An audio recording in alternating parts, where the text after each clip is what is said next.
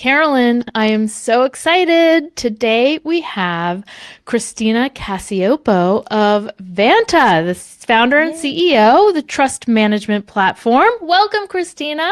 Welcome, Christina. Thank you so much for having me. I am so excited to catch up with you today because, first of all, I was recently listening to a podcast and you were talking about what Vanta does. And just for laymen, because sometimes, my family in Boston listens to this and they're not technical. When we describe it as a trust management platform, I'm going to dumb it down a little. Cybersecurity and compliance automation, dumb down even more, securing customer data. Yes. Right? Yep. Is that correct? Helping companies build out their security programs and then go get credit with their customers for all that work. So maybe through an audit or a questionnaire or like a status page, but like you did all the work, get credit for it with your customers.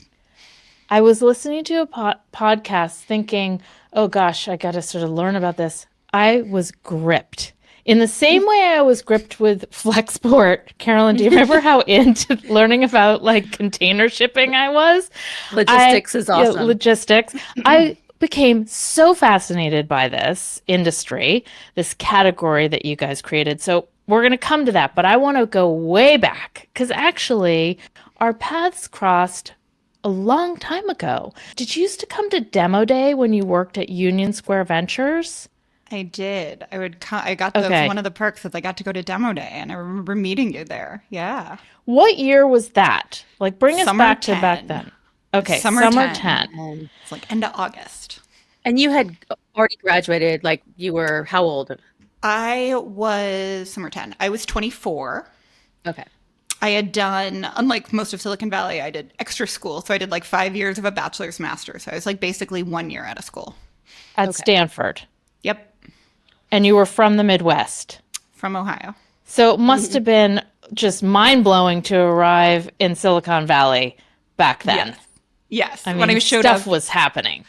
Stuff was happening. It's funny. I was totally the girl from the Midwest where I remember even AdMet weekend and just being like, the sky is so blue, and like 60% of Stanford students are from California, right? So just like, what are you talking about? But it was, I don't know, the sky is more blue in Northern California than it is in Ohio, like kind of ever. Or are we just optimists when we live there? Also that, probably. Well, also there's no hills in the Midwest. Right. Right. Yes. So it's like it's also super flat and Yes. it's not flat in Northern Right. California. No palm trees. Yeah, no palm trees. How'd you land a job at Union Square Ventures? Dumb luck. Truly. One of the many things I respect about the USV guys is they've always hired off the internet. And so I'd started reading Fred's blog, and at some point in the summer of 06, in like by spring, like March or so, he'd written this post and said, hey, we've had this analyst for 4 years and he's great, but he's moving to Boston, so we need another one. If you're interested, send us some links to your web presence.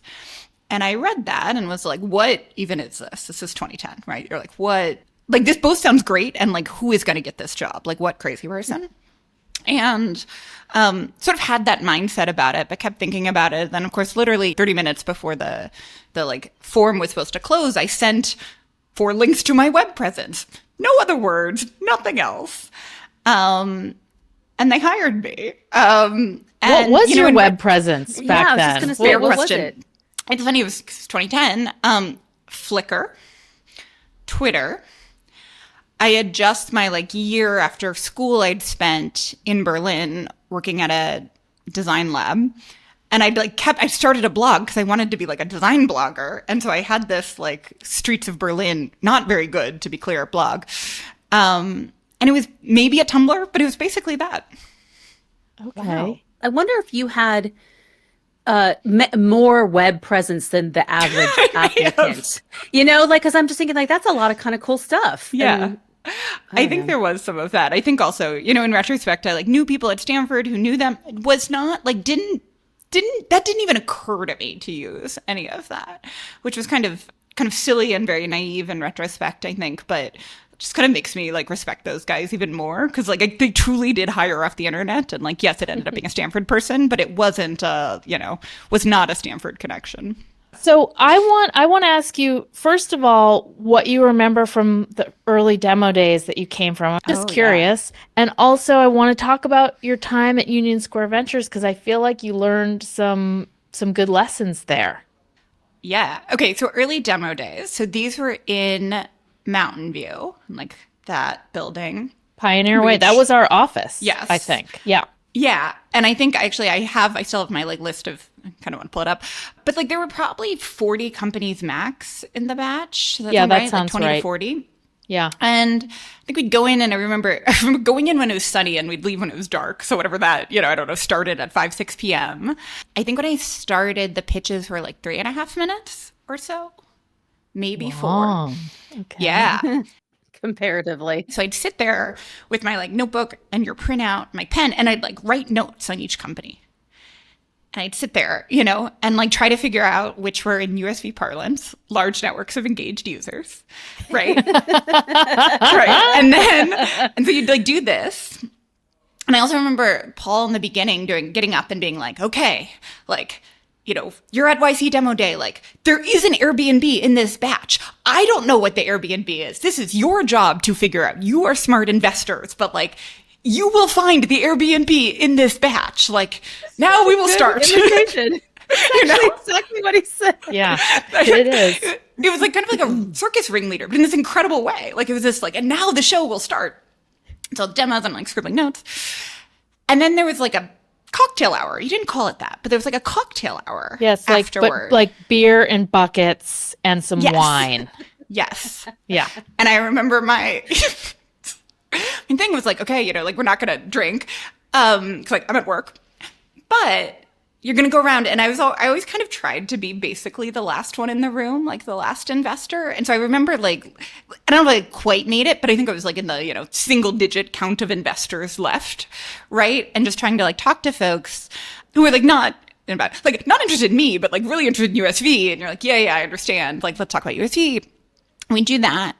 And then it would be really dark, and around 10:30, 11 p.m. And I'd like get in my little rental car, 'cause again, 2010, and like rental car myself back to the Hilton or whatever it was.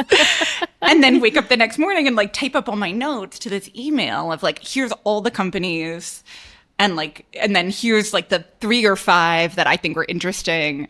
And then inevitably I'd get an email back and be like, no, those aren't, like this other one is, and you're like, okay, cool. I'll like try to go set that up. But it was very fun.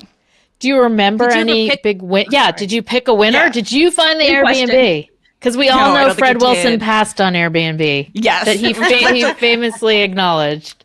Well, I was going to say, when I walked into USV in 2010, the cereal box was on the shelf. Like that post in that story, it was not, it's true. That cereal box sat on the shelf.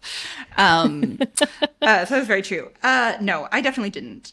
There were a couple companies I really liked and I didn't get them to invest in, and actually got to know the founders, and now they're friends, but like they were not in the top whatever exits of YC. So, USV was more right than I was deeply. You must have like learned so much working at that firm and meeting with so many founders. Like what do you remember as like high points from your time as a VC? Yeah. Actually, before I answer that, can I give you one more YC demo day story? Yes. So I'd go, winter and summer and show up and kind of rerun that playbook. And I think it was summer 12. I think it was a 2-day demo day, or like a split. Yeah, it was a big batch. Yeah. And the day I was there was the day Steve Jobs resigned from Apple for health. Oh. And that happened like in the middle of someone's pitch. And I still remember sitting there, and there's enough people with iPhones, and people just start whispering. And like the poor founders, whoever, would like, and then basically like they finish.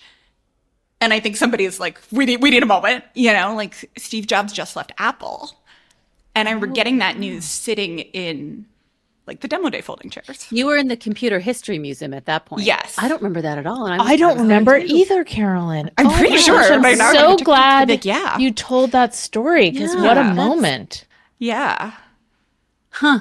And it was kind of, I think we knew enough to be like, oh, this isn't good. Like, this is serious and not good. And who knows what happens like, next. He's not coming back. Yeah. But like, this is not a man who would do, who wants a vacation. Yeah. Who would do this if he had a choice not to. What an interesting memory. So tell us about some of your important takeaways from Union Square Ventures? Yeah, so I think kind of building off some of this, I think one of the primary ones that's sort of underrated is there are so many ways to be a founder and so many ways to found a company. And which sounds like vanilla and milquetoast when you say it, but like I think I like deeply didn't, like in my head it's like, oh no, you've got to like start programming when you're 4, go to college, study CS for like a semester or 2, drop out, maybe wander in the wilderness, maybe just like make something then a billion people use, but like, right? And then you just go do that. And like people do that, and that is wonderful. And then like some people do that, and some people are college professors, and some people are lawyers, and like everyone finds their path, and like that, like a slightly more sophisticated model, but that was like basically my model of the world. And I think, among the many things, one of the things I'm really appreciative of USC for is I worked there for 2 years, and I probably met 5 founders a week on average for, 104 weeks straight. And so you just meet so many people and see so many ways of doing it. And that was really helpful, I think, for me. Because it kind of broke that, like, oh, I don't have that, I don't have that history. And so ergo, I should I be a lawyer? Not quite. But like, should I be a university professor? And it was like, no, there's lots of ways to do it. You should do it for a way that works for you. I think that's a great observation because I feel like I noticed that at Y Combinator. Like there's so many different paths to becoming a founder and different types of people and different ways they behave. So it's good to reinforce that because it means you could someday be one. Right. Yes. Quick question. Oh gosh, what was it? Hold on. It was at the tip of my tongue. It was a random question about being a VC. What do you do as a young person as a VC? Because like no one wants to talk to you. I was like that. Right, because you're not the check writer. Exactly. Yeah, and they shouldn't. Right. Was that hard? Did you have to do a lot of sort of cold calls to startup founders? No. So USC wasn't that. I joke, but like in 2 years, they probably gave me like 4 weeks of work, like actual work to do spread over 2 years. So there's a lot of like figure it out. And I think in the beginning to that, and like, PG has essays of like, don't talk to the young kid at the VC firm, which I think is actually generally correct. I think when I was in that role, I was like, oh, that is right. Why would someone talk to me? What is it I'm supposed to be doing here? What would I say my job is? And I think it took me 6+ months probably. But what I figured out was like, yes, no one wants to talk to me. They want to talk to Fred, to Brad, to Albert. Some people, unfortunately, get stuck with me. Sad for them. But like my job is then not to pretend I'm Fred, because that will annoy everyone. I am not.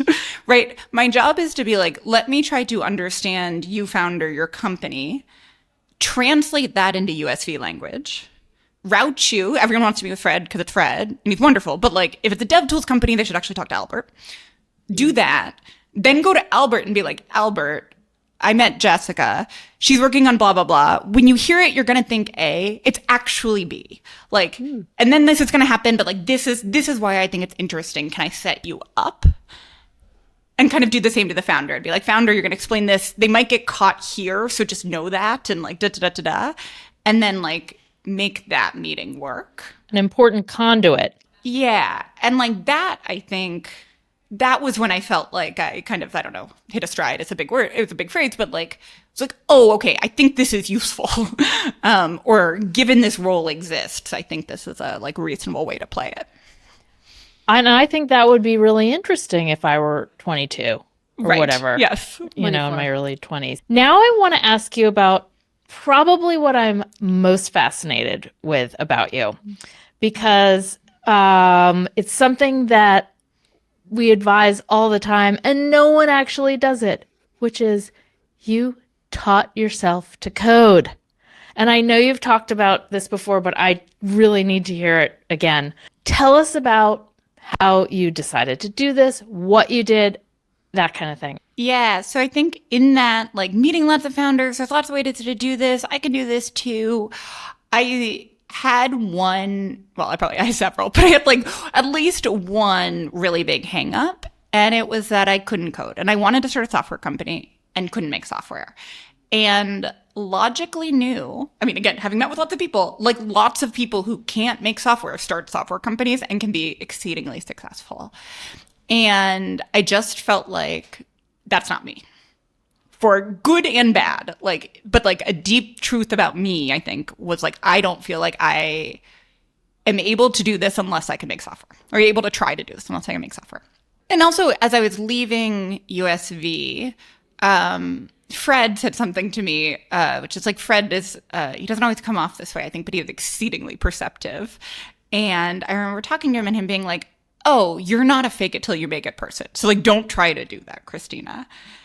And sort of being like, oh, is that bad? You know, whoa, like deer in headlights. But I think it's also like just very true. It's something that's worth embracing. Anyway. And so what I did was I had saved my bonus, which USV at the time had bonuses, which like, you know, tech jobs generally didn't. It was not like totally a finance bonus, but it was somewhere between, you know, finance bonus, like classic finance bonus and no startup. Which, by the way, is another bit of advice I always give to young people. Like, if you want to start a startup, what's my first bit of advice? Learn to code and save your money. Yep. And so what I did was I quit USV and I lived off my bonus for a year and a half. And everyone else thought I was crazy. It's like and I think maybe it was a little quarter life crisis-ish, but you know, with some quarter life. Right, exactly. You know, as those seem very important when you're, you know, 25. Right. And I was like, no, I want to do that. And people were like, are you starting a startup? And I'd be like, no, I'm coding. And they'd be like, so you're going to go to a master's program? And I'd be like, no. And they're like, you seem confused. You should get an MBA. Right. And then I was kind of like, but then I have to pay $200,000 on top of living expenses to like do what I'm doing and also like have more random flights to Ibiza or something, you know, like not my jam. Right. But I couldn't also like, I also seemed confused because I couldn't actually articulate what I was doing beside like, I want to learn to build software. And people are like, for what end? And you're like, unclear. Like, hold my beer, I'll get back to you. It's like sort of my answer. So how were you teaching? Were you taking like online courses or what is that what you were doing? So this was like the era of like all the coding boot camps. But I was sort of like, do I really, like, I want to try to do this myself. So where I started was Steve Huffman's Udacity course. What? I love all of this YC overlap, especially with Huffman. Oh my God. His Udacity. His Udacity course, which was how to make a blog in Python. So I watch it and you basically just like type what he tells you. He makes a blog in Python. And then I was like, okay, well, you know, I don't really have a startup idea. But I was, and I'm still really into books and reading and bookshelves. And if I like go into someone's apartment, I just kind of want to look at their bookshelf. You like learn so much about them from their bookshelf. And then there's like lots of jumping off conversation points, whatever. So it was like, okay, I'm going to make a bookshelf website. It's also why people thought I was having a quarter life crisis. Cause like, you know, they'd be like, are you competing with Amazon? And it's like, no, I'm making a bookshelf website. Again, and they'd be like, what are you doing with your life? But anyway, so I like took my blog where you'd like post to a blog and you're like, oh, you post a book to the blog. Okay, you post a book to a shelf. And then I made this web app that was, you know, lovely in some ways and like deeply terrible in the ways your first projects are always deeply horrible. 5,000 line main.py file, like, you know, you kind of mess everything up, but you learn along the way. And so that was like the very first thing. And I built it and it worked. And I had like lovely and wonderful friends that would like go and like shelve 5 books when I asked them. And, you know, they'd hit some error and I'd be like, oh, I don't, you know, whatever, I have to go figure, you know, right? Like it was that. But like, then I got to see their books. And it was like the first like, oh my God, I made that. Well, you know, and it took, I don't know, 3-4 months because I didn't know what I was doing. And I didn't know how to like, not only like, I just didn't even know how to debug, like the meta of debugging, all of that. But like, I don't know, you slog through it. Mostly. Yeah. I just like, it's just so amazing because so few people actually do that. They think, yeah, I'd love to learn how to program, but they won't slug through it, including myself. I have said for so many years, I should learn to program. And have I done it? No, because it's hard and time consuming, but you did it. And I think I heard you describe it as you treated it, the process, as a job, right? Kind of to the like, should I go to school for this? It was like, no, but I need to, you know, like not get up and be like, I'm tired today. I'm going to get up 2 hours late and maybe I'll put on shoes. You know, you're like, can't get to that. Like, am I perpetually on vacation land? And so New York Tech was small. Chris Dixon had just sold his company Hunch to eBay. Oh, yeah. And they had moved to new eBay New York, which was this like 9 quadrillion, not a real number, but like 9 quadrillion square foot space that was empty. And he was kind of in the mold of like, so it's right before he went to Andreessen and a little YOLO, I think. And so it was like, whoever wanted to come hang out in the Hunch office, he would just give you a desk because he had acres of desks. Nice. And so, and that office was basically across the street from USV. So my thing was like, look, I'm just going to get up and I get dressed and I like walk to the same place I've walked for like I just like basically do the same thing I've done for 2 years. I just sit across the street and type. But I do that from, 9 to 6, 9 to 7, right? Like it is a job and I show up every day in a place where people show up every day and type things. Did you ever think about leaving New York just to save money? Because that's, I'm sure your whole social circle was there, but like, it's an expensive place to live. Yes. I think I was too, like losing the social circle was hard because you're like, I just blew up everything else in my life. Like, should I totally do it or like hang on to the shreds I have? But it is funny because it was, I call it like, it was grad school and that, you like don't really go out to eat, did not get in a taxi for a while, like all of that. Subway right? for you. Yeah, exactly. I have to read something. I try not to do this, but I found something that you blogged about this on your website as you were in the middle of this. And Carolyn, I have to read it to you because I swear, Christina, this could apply to someone today. And I feel like it might inspire some people. I'm going to read a couple of bullet points. If you've left your job to make things, figure out a way to explain that to your parents. When you don't have a job, most people will assume you're not working. Don't be mean to those people. They're confused, not malicious. Like most decisions, this one wasn't as risky as it seemed. If you're the sort of person who can afford to quit his or her job to make things, everything will be okay, regardless of how this all turns out. And then lastly, I'll just read this one. That said, this is one of those things that's easier to do in college than after, and it's easier to do without a family than with one. But whatever your situation, thousands of other people have done this. Given time and effort, you can too. I just love that. Oh, I want more Very people. straightforward. Yes, it's such good advice. I mean, I feel like anyone thinking of doing a startup, learning how to code should just paste that to their mirror in the morning. It's funny to hear that because I can both hear I am definitely giving myself advice and a pep talk in writing that and the like kind of ire of being like, stop thinking I'm not working because I don't have a job. I am working hard, and like I can kind of hear all of that and you read it. Maybe we'll train other people not to assume you're not working just because you're learning how to code. Because I think that's the most, I'm like envious that you did that. Basically, this whole questioning is like, I wish I had done that in my 20s when I had the time. Okay, so now you're learning to code.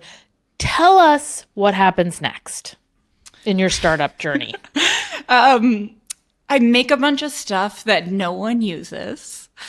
Lots of stuff. I have a list of it on my website now on purpose. Because I think another thing, backtracking a little bit, but another thing I learned at USV is sometimes on purpose and sometimes not. A lot of these startup stories are told as these linear, I did this and I did this and then I had 1 billion users and like then I was a success. And at USV, I got to see some of those companies. And while they did this and that, and they have 1 billion users, the in-between is like not a line. Like the in-between is like a crazy topiary maze. And in the vein of like kind of there's lots of ways to do it. And humans do this, not just like, I don't know, gods. Like I feel pretty strongly about talking through the messy middle of things. Anyway, so my messy middle is, made a bunch of stuff no one wanted. Was quite sad about that. Because as much as I told people, oh, I'm just learning to code and I don't want to start a startup, I definitely wanted to start a startup. I think I just didn't want to start a startup that I didn't believe in because I saw people do that all the time. And I saw how it is awesome at first because you're in YC and then you raise money and then you have to work on the thing, like then it is terrible. So I had probably somewhere between a healthy and an unhealthy skepticism of that. I got to a point where it was probably 2 years.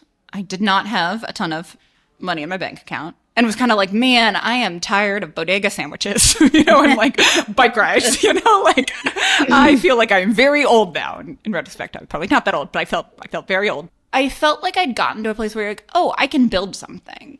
Is it the best thing in the world? No. Or, but like I can get the thing in my head onto a screen for feedback that then I can make it better. So, kind of box check there. You can always make it better, but like we're at some baseline level there. But like, what am I actually doing? My friends, my peers, whether they were founders or working at companies, they were like advancing, right? And here I was, and I'd kind of never worked at a company. Again, I'd worked at USV, but it's a 5% venture firm, and you all know how USV works, and it's like wonderful and lovely and like not a company, right? And I only sort of had coworkers. And so there was just this also part where it's like, oh my gosh, how unsocialized am I? Like, how do I, like, what is a company? Like, what? It feels like everyone is so far ahead of me, and I think I can catch up. But like, I'm also not even in the stadium. Like, I'm 5 zip codes away right now. Wow. And so there's like a bunch of feelings and emotions and sadness around that. But I think it was also like, well, what am I going to do about it? Like, am I going to keep staying 5 zip codes away? Am I going to like try to get in the stadium? And so I ended up joining Dropbox as a PM because I basically had a bunch of friends who worked there, including a startup I had tried to get USV to invest in and they didn't, called Hackpad. Oh, yes. I remember that. Yes. Yeah. And so I joined the Hackpad team to work with the Hackpads. What were their names again? Igor and Alex. Igor and Alex, the Hackpad founders. I definitely remember them. Okay, so you worked on their team at Dropbox. Another, YC connection point here. Also, I need to throw in here, I met you on a more personal level around this time. I'm going to ask you when, because I don't remember, because you were dating Patrick Collison of Stripe. Yeah, it's actually reverse. You introduced us. Is that true? It's true. What are you talking about? I'm about to fall out of my chair. Almost. Okay. Tell me the story of how we introduced you. I'm all ears. So, summer 2010 demo day. Oh. I think you come find me and say hello, and it was like, oh, USC told me they hired you. Like, hello. Like, and I was like, oh, this woman is so nice. What's and then like somebody pulls you away, and you're like, here's Harj. Harj is also great, and introduced me to Harj. Because he was a partner then. He was a group partner then. First stint. And we talk and go on merry ways, whatever. And then like 3 weeks later, I get this email being like, hi, Christina. Like, my name's Patrick. I want to pitch Fred, but he's out of town. So I figured I'd email you. And also Harj and Jessica told me you were nice. So like, want to get coffee. Oh my gosh. Keep He going. was hitting you up for business, not for personal. Correct. At that point. Okay. Okay. Yeah. Because I would have remembered if I had officially set you up. No. But it was everything goes back to the summer 2010 demo day. It really does. Oh my gosh. Oh my gosh. So he emailed you because he wanted an in to USV. And I'm glad I had met you. And I said, oh, email Christina. Yes. And then, you started dating? You guys hit it off? A year, 2 years later. Yeah. Okay, a couple years later. Oh, so there was a lag. So did he inspire you? Because he had at that point started Stripe. Like, did he inspire you to, learn to code and that you could do it and maybe start your own startup kind of thing by what he was doing? Yes. And I think just one of his superpowers in life is believing in people more than they believe in themselves in the moment.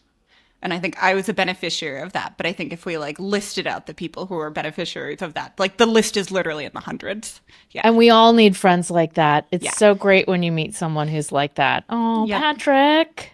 Yeah. Aww. Well, can I ask, like, going back for a minute, so you're totally self-taught, right? When it comes, okay. You must have gotten really good though, because like if you're a recruiter, you're hiring person at Dropbox, and you have all these resumes, and you have MIT grads and Stanford CS, and it's like, how do you, as a self-taught coder, get a job like that? Like, I'm really impressed. I didn't. So 2 things. One is a product manager. Okay. 2, okay. That's to their point, the recruiters did not know what to do with me because I did not look like things they had seen. And so it was funny. So I went through 2 or 3 days of interviews because I was kind of doing 2 or 3 roles worth of interviews. Yeah. And then you're like, why did they even care this much? Like, yeah. With much respect, the recruiters didn't. But I just kind of knew enough people in good standing internally who were just like, no, figure out what to do with her. I see. And I was kind of like, please figure out what to do with me. And if you need me to run through 5 obstacle courses, I am here for that. Right. And so then like went through all of these. It was like there was a bit of an engineer. There was like this prototyper role there was a PM. There might've been designer, like it was just like go through it all and then see what's left at the end. But really I did well enough, I suppose, but really it was the people on the inside pushing for me, honestly. Because they knew you were talented, and they're like, you should let her, just hire her, she'll figure it out. Yeah, kind of thing. basically. Yeah. So it was that. Okay. Yeah, but still, you must have done a good job teaching yourself to code because, like, she did. She's being humble. Yeah, okay, I was going to say. Okay, now I'm sorry for all of this background stuff, but it's very critical to like my social radars. I got to get to know you deeply before we get into Vanta, because when you were at Dropbox Paper, that is when Hackpad. Sorry, Hackpad. Oh my gosh, that is sort of one of the things that inspired you to get into the compliance automation business, right? Because Carolyn said, "Do you know why she chose this industry?" Yeah. And I was like, unsexy. I do, and we're going to find out all about it. So tell us what happened at Dropbox. Yeah. So I think the like little broad arcs at the stage was like 2014, 2015 Dropbox, still like height of Silicon Valley power and prowess.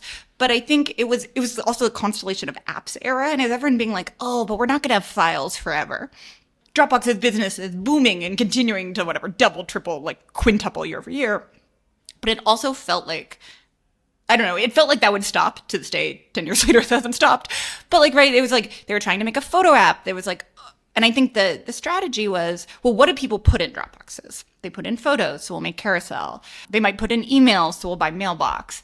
They have lots of documents, so let's buy Hackpad and turn it into a document editor.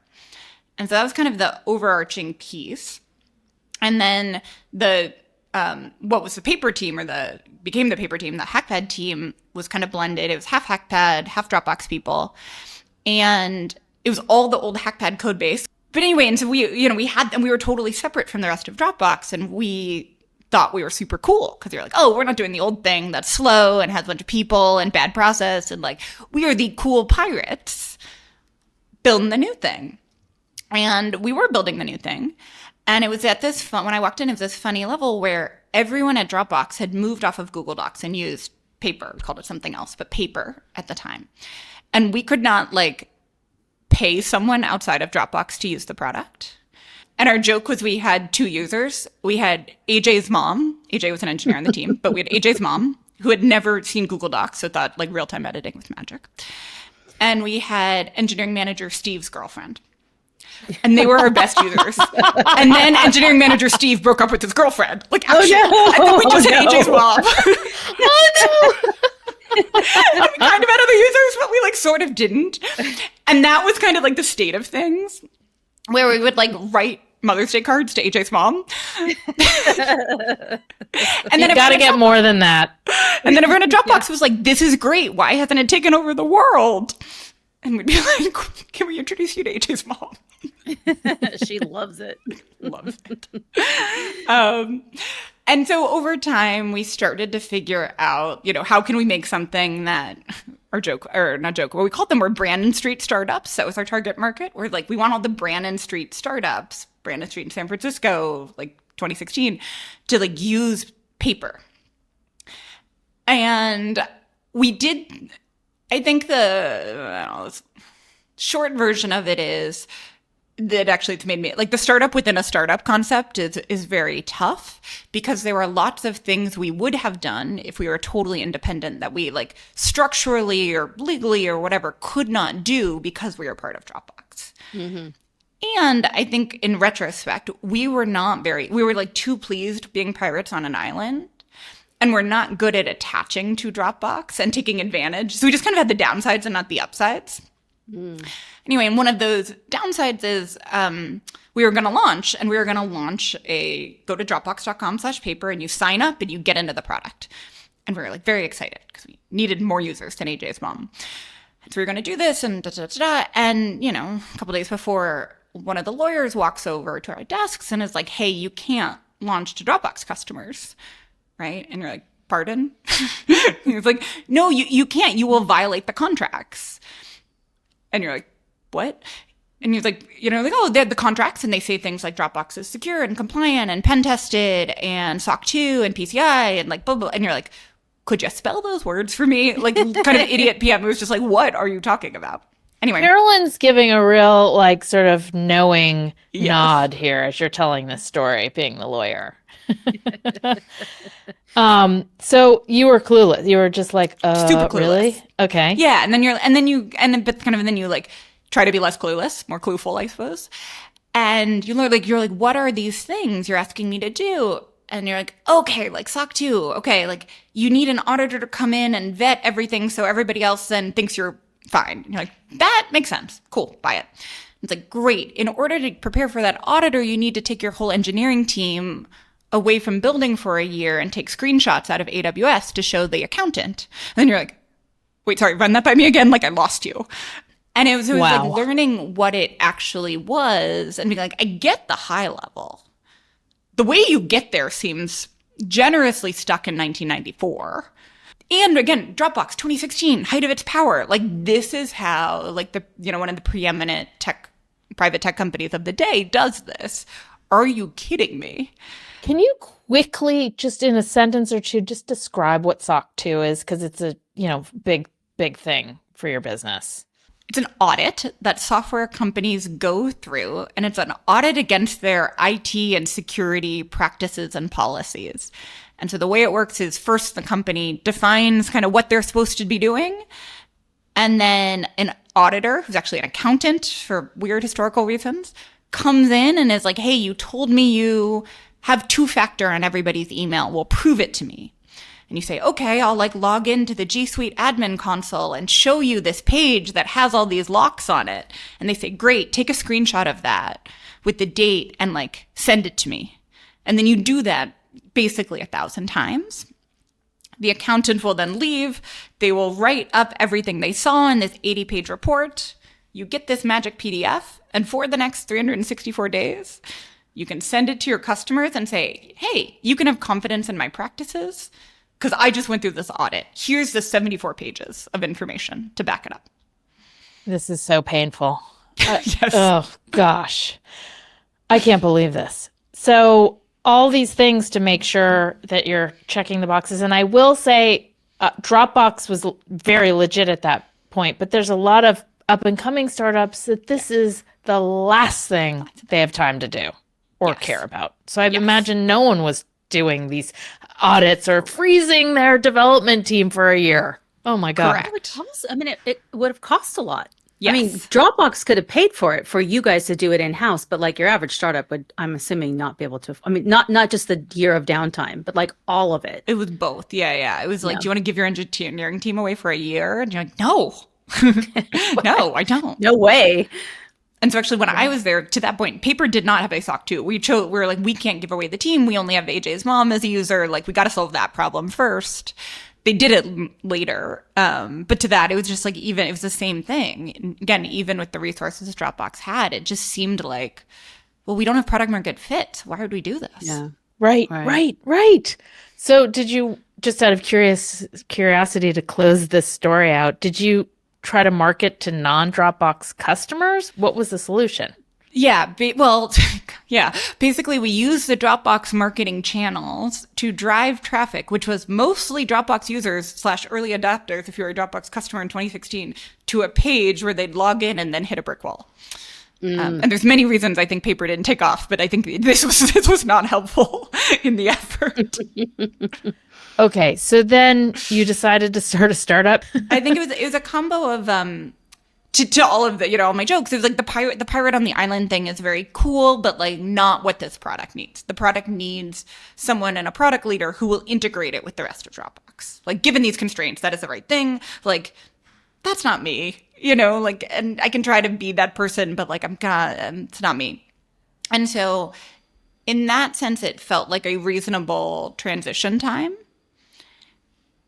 And then I think the background piece is I wanted to start a startup. I'd kind of felt like I halfway tried, halfway hadn't a couple years ago. I was sort of, again, I don't know, resentful. I was like, I want to actually try next time. Like, if we kind of stepped up to the plate and walked back, you're like, at least swing the bat. And it felt like a reasonable time to like step away from paper. Okay, so did you step away thinking, I'm going to tackle this hideous, like, compliance not that smart. quagmire? No, not that smart. Okay. So how did you decide to do it? Spent kind of, did the thing you're not supposed to do. Spent like 3 months building a bunch of stuff that no one wanted. Being like, oh, what if this existed? Cool, I made it. And showing it to people and they'd be like, well, I don't want it, but maybe my friend, which, is just like a nice. Maybe AJ's mom wants it. Exactly. It was like we were like back to AJ's mom, like bad. And did that for a couple months. It's cool because you're building stuff and then you're like, wait, this is terrible. No one wants my things. And so the rule was we were not allowed to build anything else. We just can talk to people. And you can kind of talk to them about whatever you want, but talk to people until you find someone with a real problem. And one of the things I went to go talk to people about was security. I was interested in it. And through that, this like SOC 2 compliance concept came up again. And there was this like, oh, wait, I remember that. That was madness. Like, let me go back and look at it. And long story short, Vanta popped out of that. Just to go back really quick, you quit Dropbox and you had to go tell your mom and dad, again. Guess what? I'm doing this thing again where I just am quitting with no safety net. I'm just going to do this experimental thing again. And they must have been like, wow, Christina. They were. I think it was easier the second time because they'd also say, and I also had seen the like, your worst case is you get a job at Dropbox. That's quite good. Yes, right? okay. You can be angsty about it, but like, man, are you doing fine? Yeah. Okay. So it was like, oh, okay, do it again. Are you keeping in touch with the people at Dropbox? Just in case. I want to also note the rule was we weren't allowed to build anything. We had to talk to people. That you slipped that in, but that's an interesting sort of rule that you gave yourself because you're like, it's not worth even building something if the need isn't there. So what was then when you finally allowed yourself to build? What was it? It was a spreadsheet. So to that, because like, again, we could both code, but I think it was like, it's actually a lot easier to change a spreadsheet than change code. And so it was a spreadsheet, what was called a gap assessment. At the time, they don't really exist anymore, but it was like, hey, company, here's what you need to do for SOC 2. Here's what you do. Here's the gap. And instructions to fix in like great detail. And so it was this color-coded, I don't know, 15 by, 150 spreadsheet that we made, just to go back to what I say, we made with Segment. We then another front and Segment, 2 more YC touch points. Were you friends with the founders? Yeah, yes. And so that was, they kind of let us, it was like, I know you don't know anything about SOC 2, but I like know you'll try hard. And also I need to know something about SOC 2 and I don't want to deal with this. So like, sure, basically was the trade. So they were guinea pigs. Yes. Okay. For like a spreadsheet. And so we made this spreadsheet for Segment, which they liked. For none of us really knew what we were doing, but we did in that confines. And then we wanted to make sure we could actually standardize these, because the old part of why people didn't think you could start a Vanta before it's Vanta is because every company was unique and special and had different things they do, which is both true. And when you're a small startup, best practices get you like really far. And that was our thesis. Anyway, so we made the spreadsheet for Segment. We then turned around and basically like find and replaced Segment for Front and gave it to Laurent at Front. And then was like, do you like it? Can you tell it's not for you? And he liked it. And then we had someone else who heard about it and said, hey, can I get a spreadsheet? And that's where we were like, no, you will get a web app. We will start to build said spreadsheet. So Wow, that's pretty cool. Tell us just very briefly what kind of things were on this spreadsheet. You have the 2FA. What else? Just so we understand what kind of doors you need to lock around the company. So there was a bunch of, did you set up your cloud infrastructure at AWS well? Is data encrypted at rest? Is it encrypted in transit? Are the, ways you can log into certain machines kind of locked down and known? Are the permissions all like closed the way you want them to be closed? So it's like a bunch of like, did you set up your infrastructure correctly things? Okay. There's then a set of stuff around people, which basically boils down to like, do you have a hiring process? And do people understand what their role is and their responsibilities in their role are? And do you like check in to make sure they're doing them? And so sometimes this comes out as like SOC 2 requires performance reviews, which isn't quite true. You just have to show like we have some structure that is baseline reasonable in how we go about doing things. I'm curious, how did you learn all this? Were you able to learn all this by just Googling and like, or did you have to interview people, or did you have to talk to government regulators? Like, how did you learn? Yeah, a couple things. So one was like talking to anyone who would talk to me, basically, right? And it started with the Dropbox security team and then kind of fanned out. But it was this whole host of folks there. There was some content marketing online, but not nearly what there is today. Yeah. The other thing that was really helpful was now lots of companies, but big companies at the time, you could get their SOC 2s. And so I was getting SOC 2s from AWS, Slack, Google, Salesforce, Zendesk, and then actually just like opening all of them and just comparing and saying, okay, for this regulation, what do these 6 companies do? Okay, for this one, what do these 6 companies do? And I think that was helpful because you read them and you're like, it's all different words, but it's kind of all the same stuff. Yeah, right. And again, there's some nuance, but you can 80-20 it. And like kind of realizing, oh, you can 80-20 this. Great. That is that software can solve. So, Levy, are you super excited about this? This is more interesting. Once it's broken down, it's actually really interesting. As a general concept, it sounds kind of unsexy and boring, but actually the more you get into it, the more you realize like, oh, I get it. Like I can see why this is important, and it's actually pretty interesting. This is what I like was so gripped learning all about all this stuff. And I also have a thing. I love when startups solve a problem that any startup could then use and doesn't have to build in-house. Were you thinking about that? Were you like, let's build something that we can just sell to startups. They all need it and they'll pay us because they don't want to have to recreate the wheel. Yes, and I think in 2 ways. One was like, I think one thing I have found helpful in product development, and this might be a YC thing, or it's definitely adjacent to YC stuff, is if you like your users, you will spend more time with them and you will build better stuff.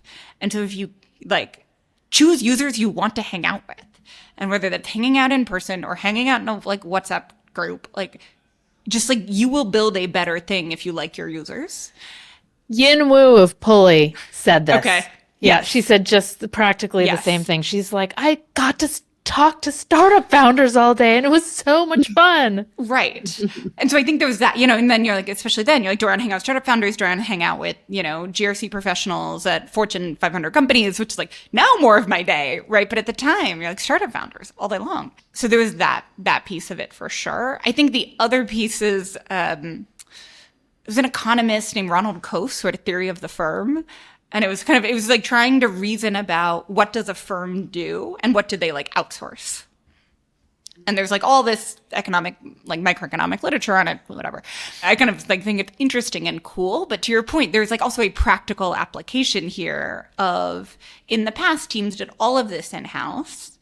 And then they might have built their own software. Like this Dropbox would like, because it was good recruiting systems, like all the recruiting software Dropbox built itself, right?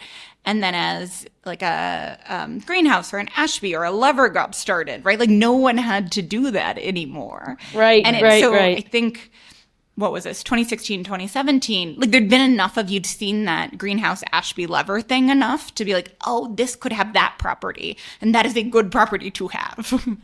Right. So You when can tell Christina's an econ major, by the way. and reads a lot of books. Yeah. You went through YC in winter 18. So what made you decide, hey, we're going to apply to YC? Yeah, we talked to, so clearly knew YC, like knew it very well. What we actually did was talk to a bunch of people who went through it twice. Really? Yeah, and to be like, why'd you do it the second time? Tell And me what'd you more. And then people who didn't do it the second time, and I think the like didn't do it the second time, those were more similar. It was like, I know everybody, like everyone's an email away, like I'm good, sure.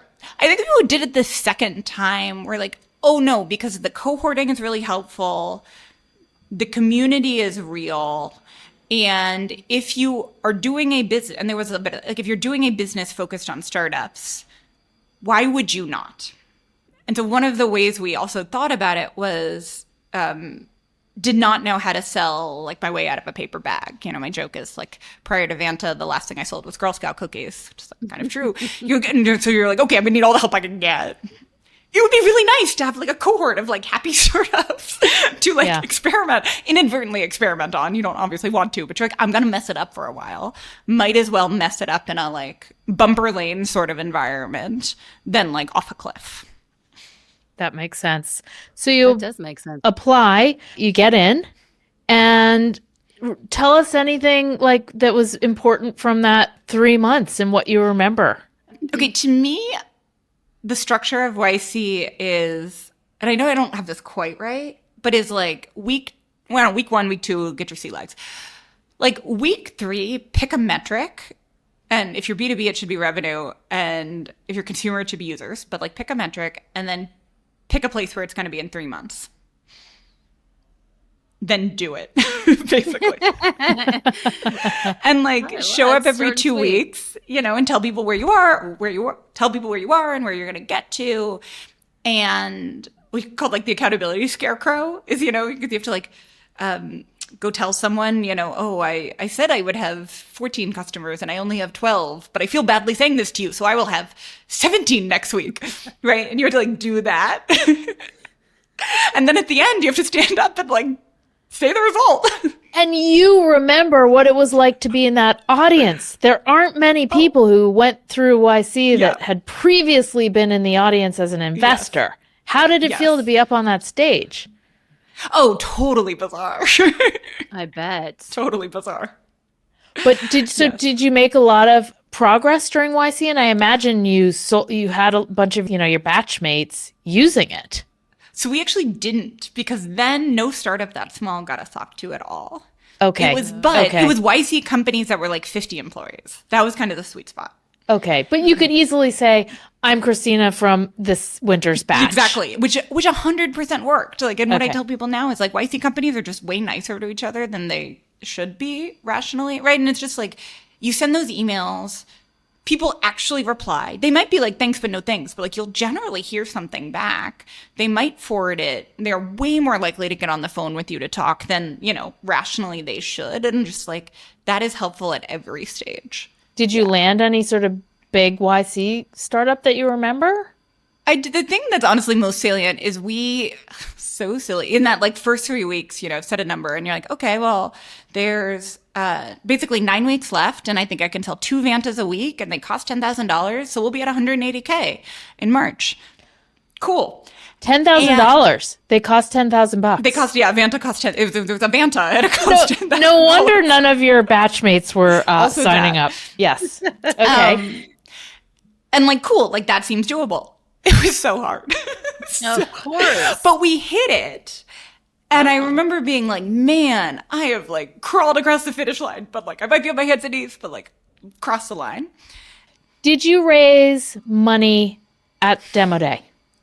Basically, yes. Did the I think 5 or 6 days after YC the round was closed, just talked to seed investors, like no one who could write an A check, because figured if we're going to speed run this process, like I don't want to touch a board. I don't want to touch like, it's not really a board member, but it's going to be like, just don't touch that with 10 Did you turn them away when VCs reached out? Were you like, no, thanks, we're not looking, we're only doing seed money now? So yes, and then the advice I got was but like, let's meet the week after. Cause like you're in pitch mode and you're kind of also like you're like dialed at that point. But you want to be like, you want to show up and be like, hey, hi, Series A investor. Great to meet you. I just closed a seed round in 5 days. Like, what do you want to talk about? Yeah. Yeah. And so did that. Did you meet the USV analyst I at did your not. demo day? That's Great a good question, one, Carolyn. I don't know if they sent some. Actually, I think they sent a partner at that point.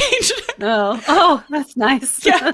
You know, by the way, Fred Wilson used to come to our demo days in Boston. I remember he wrote, I was so psyched. He like wrote maybe in his blog or something, he remarked on how lovely the cheese plates were. Like I got these fancy cheese platters and Fred was like, the cheese platters are really, you know, good. But he used to come, bless him. So you quickly raise a seed round and you get back to work after meeting with the VCs and saying, well, let's keep in touch. Exactly. And you kept in touch for a while, though, because I read that you did not raise a proper Series A until you were $10 million ARR. It's true. Nice. Wow. Nice. Like, again, the dream. Like, no one does that. That is so amazing. Before you go into that, I have a seed story from YC. When I was in the batch, this was when there were not established norms about when companies started to engage with VCs. But it was all getting pulled earlier, right? But it was like NYC would be like, don't talk to anyone. But then they, you know, the VCs were like sort of attacking and, you know, or whatever. And I think having seen that game, I knew you just tell them you're too busy earning lots of money and closing deals. And so whenever we get an email, be like, thanks, I look forward to meeting with you. You know, maybe we can set something the day before demo day. But like, I'm too busy closing deals. You know, I'm more polite. But like, hey, doing a lot of building, working with a lot of customers. Like, I look forward to talking to you at the time we will talk. See, you followed our rules. Like we say, if you want to be impressive to investors, you got to be making progress, and you're not making progress if you're meeting with them a month before demo day. So I love that you did that, and I bet that made them more interested in you. Oh, 100%. Yes, yeah, totally. 100%. So you closed them right away after demo day. Yeah. Okay. So then what made you decide to say, okay, I know there's some VCs interested, but we're really going to push them off until we're ready? What made For the seed round or the Series A? For the Series A. For the Series A? Yeah. So it was actually kind of similar logic. And I think, again, confidence having like I felt like a pretty good model of how early stage investors thought, which was the business was working. It kind of felt like, again, I could find a founder, get on a couple calls with them, and like, I don't know, 50%, 2/3 probability they would become a customer. And so then you're like, okay, I have 2 hours. Should I spend it like walking to South Park and having coffee and walking back? Or should I spend it getting a customer? And like the answer was kind of always get the customer. Yeah. And then, you know, you go to the VC and you're like, well, I have an extra customer. You know, like it was just like, and that will make them want to invest more, not less. Like, you know, my joke is like, they want to invest in $1 million Series A's ARR. They'd rather invest in 2 million ARR. They'd rather invest in 3. Like you are getting more, to the extent it works, like it gets more compelling, not less. But you must have been really good at controlling your burn, because from a practical perspective, yeah, what you're saying is obviously desirable, but sometimes you just need the money. You need to hire. So you guys must have been fantastic at managing your business. Yes. So I think there's two things. The one was incompetence and one was more planned. The incompetence is we were just terrible at hiring. Like so bad at it. Why? So you put it off. It was worse. We tried. I think we were coming out of Dropbox that had very structured interviews and like structured rubrics for each interview and intense debriefs and just lots of stuff. And then we tried to do that, which like I think actually kind of worked in engineering because we had a better idea of what we were doing. But for literally every other role, like I couldn't spell CSM. And so then I tried to construct this interview to like find a customer success manager. And it ended up being like 7 stages. And again, like somebody had to go through a obstacle course. Yeah, it was just, and then we like at the end, we're like, well, you got through the obstacle course, but like, what is a CSM really? You know, we just like did not know what we were doing and totally overcomplicated it. And so hired really slowly. Okay. So there was that. Which is good if you're trying to control the burn, though, hiring slowly. The other thing we did, which was more purposeful, and shout out Peter Reinhardt from Segment, is he had a blog online that had like 5 posts on it. You know, he'd like write a post every 9 months, but they were all really, really, really good. And he had this like 2-part series on like finance for startup founders. And he had this post about cash and charging annually up front versus quarterly versus monthly. And this like cash flow chart. And I didn't totally understand it, except I could tell that like, oh, annual is better. And so selling Vanta for $10,000 at the time, I just say, oh yeah, it's like $10,000 and like all 10,000 are due tomorrow, basically. And people were like, okay. I'd be like, okay. And so that's also how it worked, is like we'd basically take the new business revenue for the month, pay people with it, and then like do that again and again. And the bank balance kind of stayed the same. But this is really critical because you reduced the friction by reducing the decision-making process. So customers didn't have to think, gosh, should I just get Vanta for a short audit or pay monthly? Or it was just one option, annual cost there. And the 10K, how confident were you guys in that number when you first threw it out, and how did you come up with it? Because it obviously was kind of like the right number. So when there was still a spreadsheet, I did take the spreadsheet around to some founders who'd seen it and said, okay, what is a reasonable price, an expensive price, a prohibitively expensive price? Yes. And basically people said expensive was $10,000. Like, okay, cool. But what's prohibitively expensive? So that's kind of where we started. That's what I would think too. Like 10K doesn't like knock your socks off and feel like, oh, it's terrible. But it also feels like, okay, this is really going to matter because I'm paying for it. Like, yeah, that's, I get that. That's really smart. Yeah. And then when I was kind of after YC, when I was selling a bit more, I would try to do the like, oh, if somebody doesn't blink, when I tell them the price, I'll tell the next person the price 2 times higher.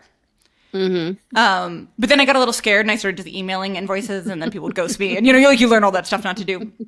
But I was sort of like walking it up, trying to figure out where people would really oof. And the first salesperson I hired 3-6 months after that, I think kind of quickly realized and was more right, was like, I can play that game, but I have to go back and forth 5 times. If I say 10K, everyone just bails me money. And so he just said 10K, and he was selling, lower than I was, but he was closing 4 or 5 times as much as I was. And you're like, you're better at this. Yeah. So you continued to do your own sales for a while, it sounds like. I did the first $500,000 of sales. Okay. Yeah. Wow. Which I do tell, of course, you give advice that you feel like worked for you, for good or bad, whether or not it did. But I feel like it helped because you're like, and I would sell like a product manager for good and bad, but you'd like show somebody something and be like, well, what do you think? Like, would you use this? Would you use this? Da, da, da, da, da. And I found it, I think because I was selling to engineers, that worked.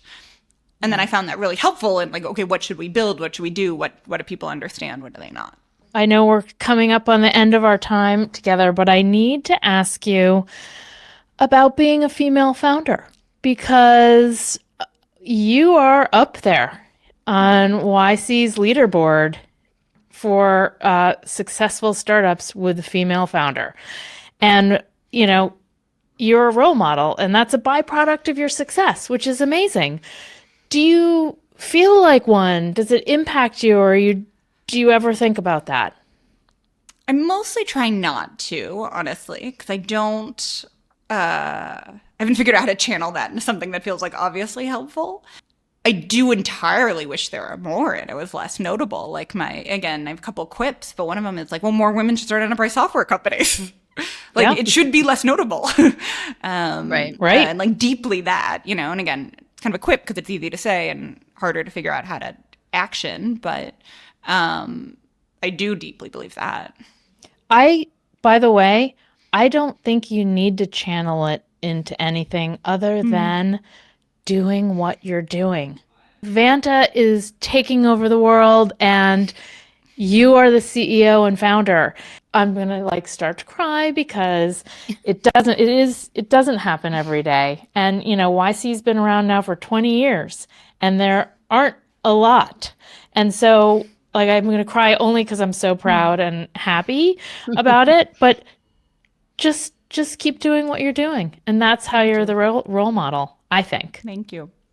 Well, speaking of doing what you're doing, so you've been doing it for a little while and you're pretty young. And we've talked about this with Paul, for example, when we had him on, and he said, didn't he say, someone said to him, don't let this be the last cool thing you do about YC, right? So do you ever think about like, what's the next cool thing I'm going to do? Or are you still too, like, is it just too early to even think about that? I think too early. I think I do get asked, would you like start another startup? And yeah, I kind of give the like honest and somewhat inchoate answer of like, yes, sometimes I have days where you're like, man, if I did this again, I would like be so much better at it, or at least make like very different mistakes next time.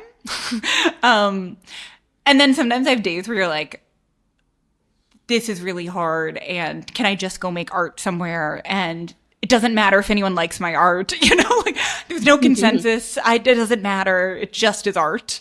And I don't know where I'd actually fall on that. Good, because if you'd said there are all these other things, I'd be getting nervous because that would not be good for Vanta, for you not to be focused. Well, awesome. We will let you get back to running your company. Thank you for coming on the show. I think Thank you so much for having me. The listeners are going to love this one. Thank you so much. Thanks, Christina. Bye, it was great to Christina. chat with you. Thank you so Bye. much. Bye.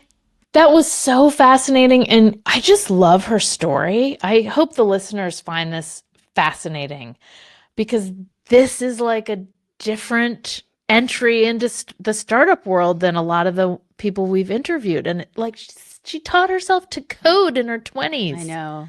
That's so cool. It's beyond cool. I wish so that had been me. I know. I'm so impressed.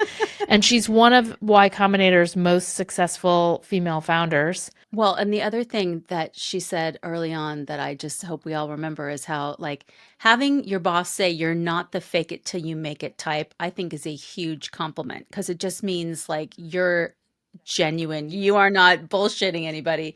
You're really legit. And I think that's it. I think that's awesome. I think it's a huge compliment. And I wonder if she was saying, how she was saying she'd rather get another new customer than go meet with a VC. I wonder if that's because she had such great product market fit that it's actually super fun to go through that sort of sales process.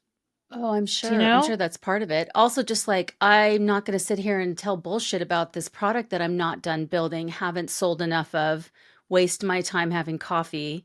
I'd rather just build it, sell it.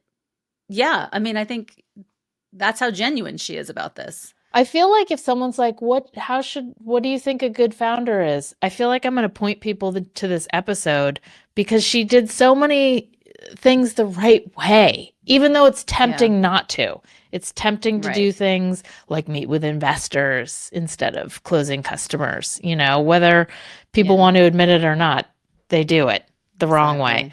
Yeah, I'm really glad we talked to her. Well, this is going to be a great episode, and I can't wait for it to come out. Yeah, same.